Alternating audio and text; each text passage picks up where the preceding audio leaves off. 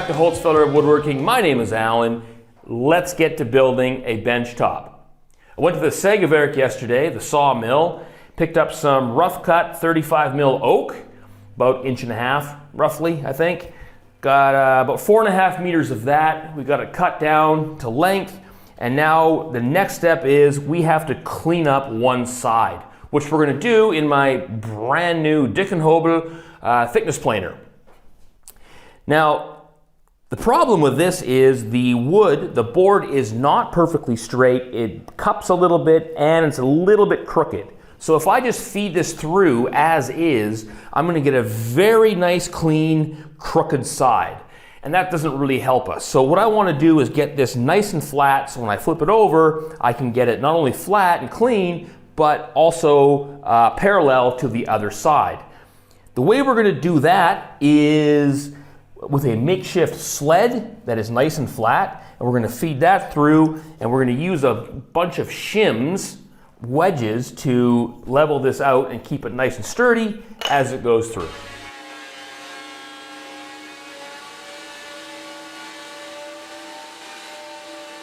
When planing hardwood, especially wide boards like this, it's important to be patient and take it down in very small increments. A quarter turn is about 0.5 millimeter. The added weight of the sled makes this pretty heavy. Fortunately, I am really strong, and it gets a little bit lighter with each pass. Keep going until the entire face is smooth. Then lose the sled, flip it over, and square up the opposite side. I don't own a jointer, but I get great results squaring up one edge using a track saw.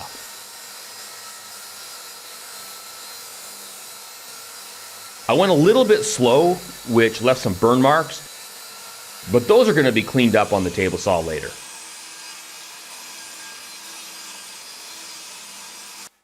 Now I'm going to figure out the best orientation for the tops and the edges.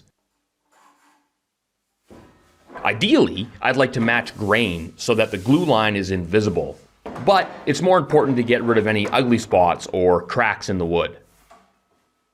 I double check to make sure it will be wide enough to cover the bench, and then trim off whatever I don't need. Even still, I leave a little extra so I can trim it to size after the glue up. Okay, now's the time for us to glue our two pieces of oak together into one large tabletop. Now the trick there is going to be keeping the two surfaces flush so I don't have to do a ton of sanding once it's dry.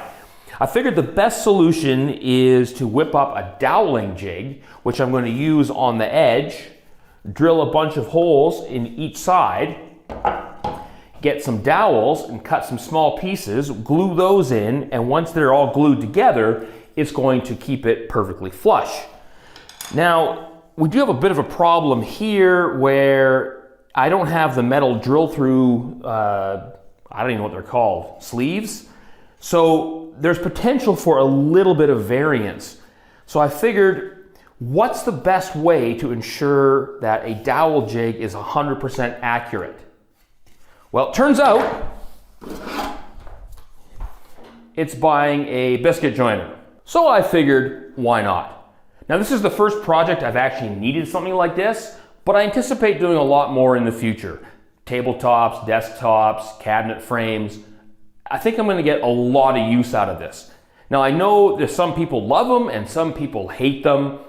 Very few people are come see, come saw on them, which I find a little odd, but I think I'm going to like it. From what I understand, it really helps in alignment, especially for situations like this. So let's find out. The biscuit joiner really does make this simple and accurate. Pro tip, if you accidentally engage the blade before you turn it on, this will happen. Do not do that. The biscuits fit snug, so I only add a little bit of glue.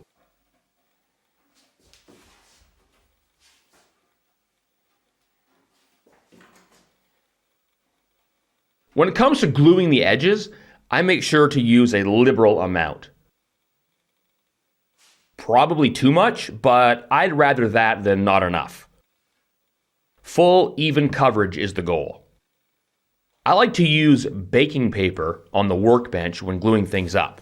It does a great job preventing your piece from being glued to the bench.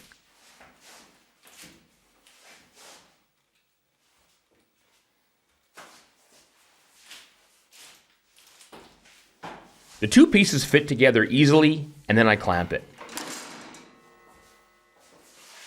If some clamps are good, then more must be better. I wish I had a few more. But in a pinch, you can combine smaller clamps across a wider surface. The last move is to clamp a couple of boards on the top and bottom of both ends to keep everything flat. To avoid smearing the glue squeeze out all over my bench top, my plan was to let it set up and then remove it with a chisel. However, I completely forgot about it and it hardened. And then I had to sand it all off or risk ruining the whole thing. A lot more time and effort, but next time I won't wait so long. Square up one side and then cut the other one to length with the track saw.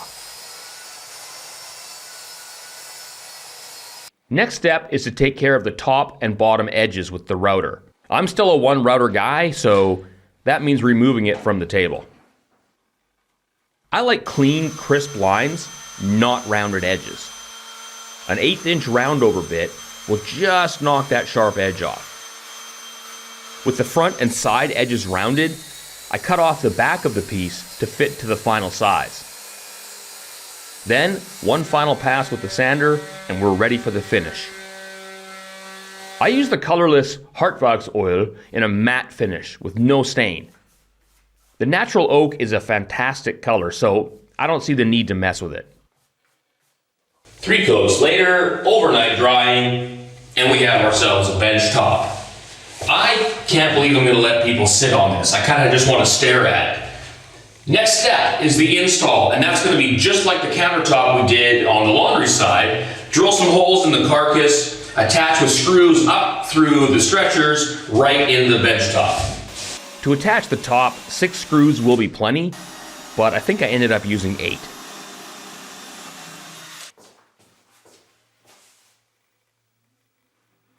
I center the bench using a spacer and then clamp it in place so it doesn't move while I drive the screws from underneath.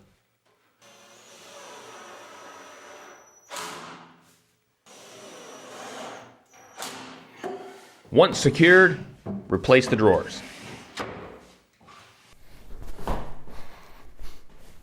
It works! And all the drawers open and close. Ta-da! Next up, I'm going to make some cabinets or lockers or whatever the cool kids are calling them, with some hooks for jackets and cubby holes for toques and gloves, all that good stuff. But that's for next time. Thanks for watching Holtzfeller Woodworking. Stay tuned for episode 3.